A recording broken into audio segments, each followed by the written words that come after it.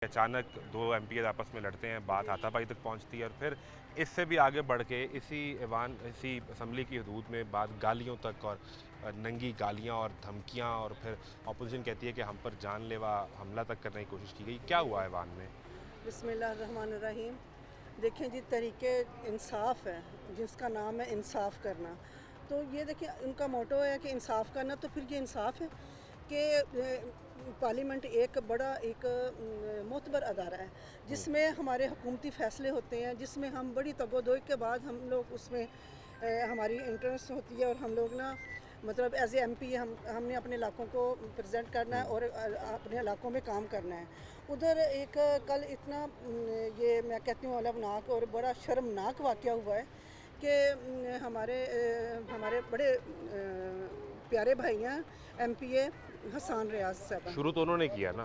नहीं, वो बात कर बार रहे थे। डिप्टी स्पीकर रोकते रहे। बात कर रहे थे। माइक तो मोइन कुरैशी साहब के पास था जो डिप्टी अपोजिशन लीडर हैं, वो बात कर रहे थे और अपोजिशन से एक कोई खैर पता नहीं बुरे वाला का या कौन से एमपीए है, तो उन्होंने आकर ना लड़ाई करना शुरू कर दी। ये मैं विटनेस हूँ, मैं साथ ही बैठी हुई थी।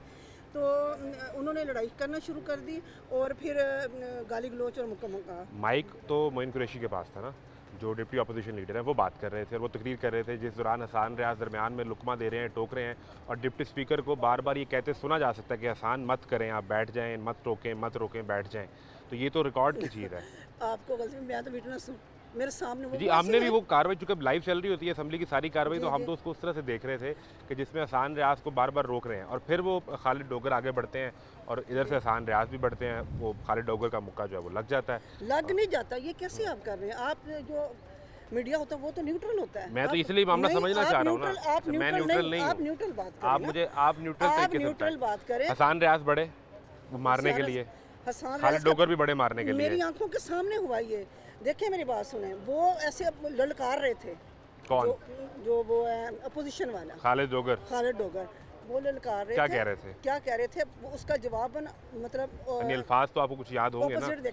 ऑपोजिट दे रहे थे। उनके अल्फाज जो थे ना वो ऑपोजिट दे रहे थे। ये अच्छी बात नहीं है, अच्छी रवायत नहीं है।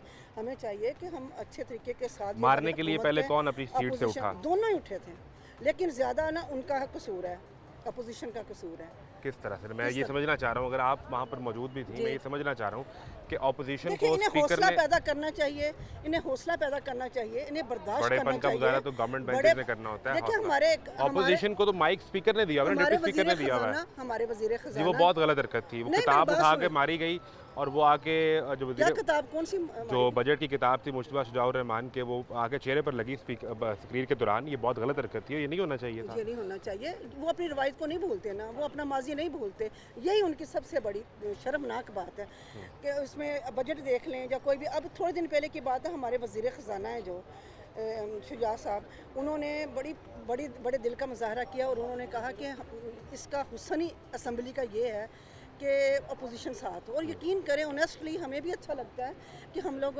हमारे साथ अपोजिशन बैठे, वो हम एक दूसरे का एहतराम करें। एहतराम अपनी जगह, ये तो तरबियत बताती है ना। बिल्कुल ठीक है। ये तो कि वो करना है। उसके बाद फिर बात बाहर गालियों तक कैसे पहुंच गई? वो वीडियो भी शायद आपने देखी होगी, आपकी नज़र से गुजरी होगी। ये प्रेस हॉल में जो अपोजिशन का इल्ज़ाम है कि एमपीएस के साथ गुंडे थे और ये इनके लोग थे जिन्होंने आकर दीगर एमपीएस जो अपोजिशन के उनको गालियाँ दी, उन्हें जान से मारने की धमकियाँ दी।